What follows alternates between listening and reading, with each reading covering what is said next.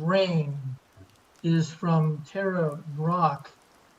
And I'm bringing this up on purpose today because I think most of us are feeling sad or disturbed, at least I am, with what's happening, particularly in the United States at this time. But although, it's not just the United States.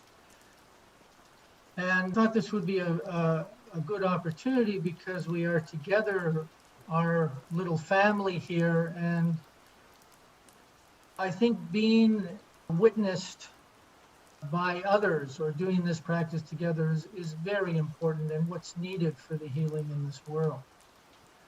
So I'm going to start, before I start the practice, with something that Tara Brach brought to my attention when she was speaking.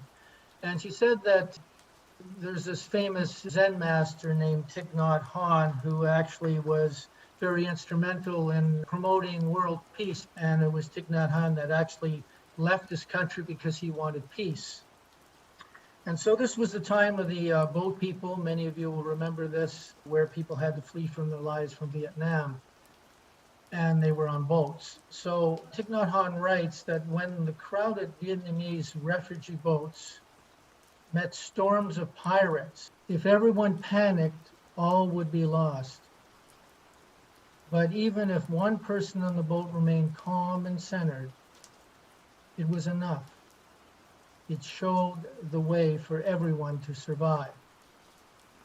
So in regards to what we're experiencing these days, the question is, can we be that person in the boat who feels whatever we're feeling right now? There's fear is one of the things, and there are many other emotions with us, but knows how to hold these feelings with mindfulness and with compassion.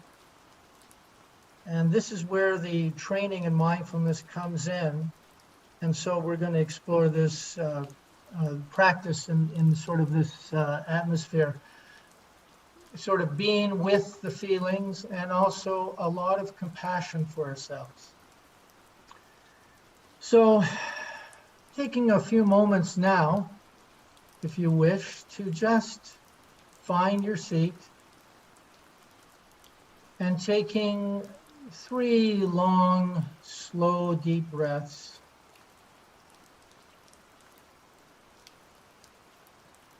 Filling the belly and the chest on the inhale and exhaling from the chest and belly on the exhale.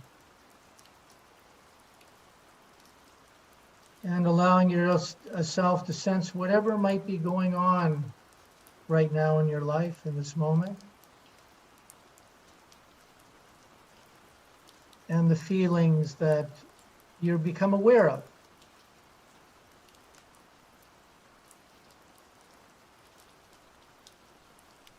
Just becoming aware of it, visualizing whatever it is.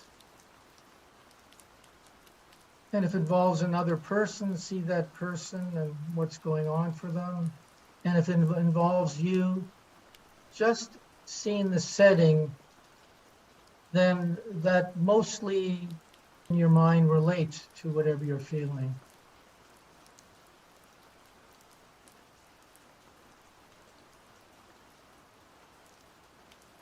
There's something that's been spoken that brings up these emotions, or something you're visualizing in the future, just noting. And now beginning the practice of rain, recognizing whatever is most predominant. Maybe that you mentally whisper the word worried or angry or fearful or anxious or tight. Whatever is the most vivid for you right now. Rain is the first, that's R, the recognizing or becoming aware is the first letter in the rain. And then letting your attention be to allowing. That means a willingness to pause with what is here, so that the wisdom in you just says, let it be. This belongs. This is a natural part of life, a wave in the ocean. This is the second letter, allow. And if you can allow, even for some moments, that enables you to begin to investigate the eye of rain. And you might notice where you're feeling this in your body. Is it in your throat or your chest or your belly? Sometimes with investigating, you can ask yourself, what am I believing? What am I anticipating? And whatever comes up, then finding out how your body experiencing that. If you're believing something bad is going to happen to you, that you're going to lose something precious, what's that like to feel in your body?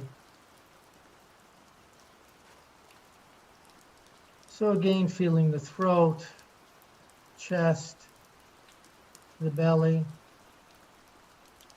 the center line of your body. And you might find it helpful to put your hand wherever you can sense fear and other feelings. And for some, because so many of us are disassociated from the body, it can be very vague, and that's okay. Sense that you're inviting whatever wants to be accepted and included into awareness. Just inviting the feelings to be felt as best you can.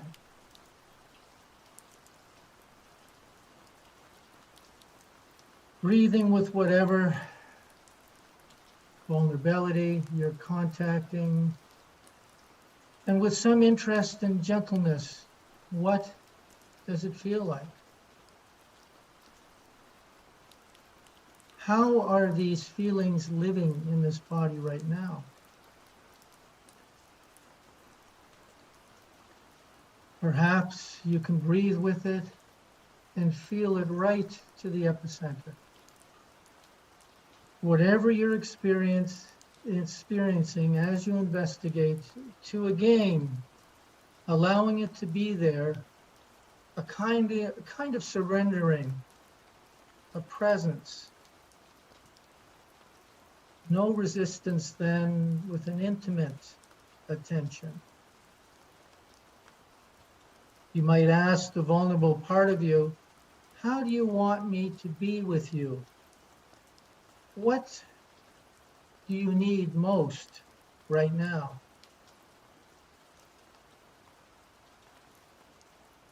A sense that you can listen from the most awake, wise part of your being. From your awake heart, what does this place most need? Is it love? Is it pure acceptance or forgiveness? To feel embraced?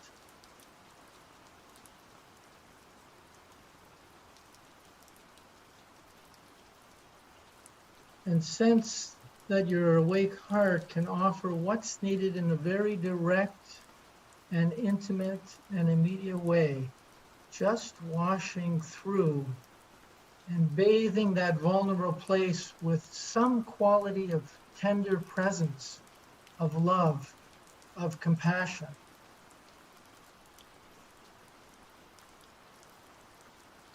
And if for you it's easier to imagine that compassion or love coming from another source, from a loved one that you trust, who's wise and you know cares about you, or from a spiritual figure, or from a formless, loving presence, just imagining and feeling and sensing that love pouring in, letting your deepest intention be. To let that vulnerable place feel loved, washed, and bathed in love. This is nurturing. You might imagine light, warmth, a wash of tenderness, becoming aware of the quality of presence that's here.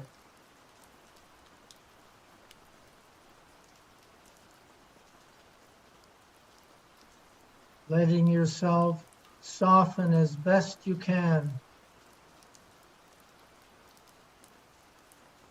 opening to that presence, that open, tender presence.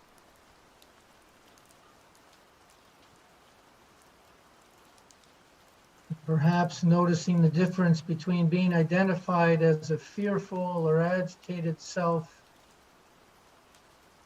and the spacious and openness and freedom of loving presence. And as you're ready, taking a few deep, long breaths.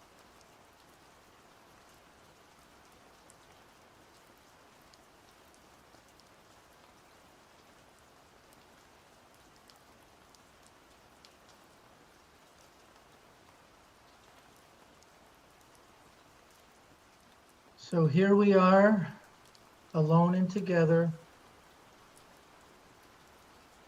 We're in the midst of a large, unprecedented uncertainty and reactivity and fear and confusion and a lot more. In a way, we've been training for this, each of us in our own ways. We've been training how to be open in our personal life to the joys and the sorrows, to the fears, to the losses with an awake heart. We've been training.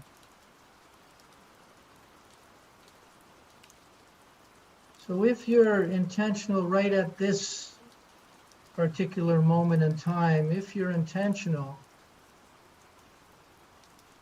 how you and we want to move through this, the suffering that arises, can turn you towards your deepest resources. Can we be that person in the boat who feels the intelligence of these emotions, but knows how to hold it with mindfulness and with compassion? May this suffering we're all experiencing awaken this heart and all hearts. May it help make love go viral.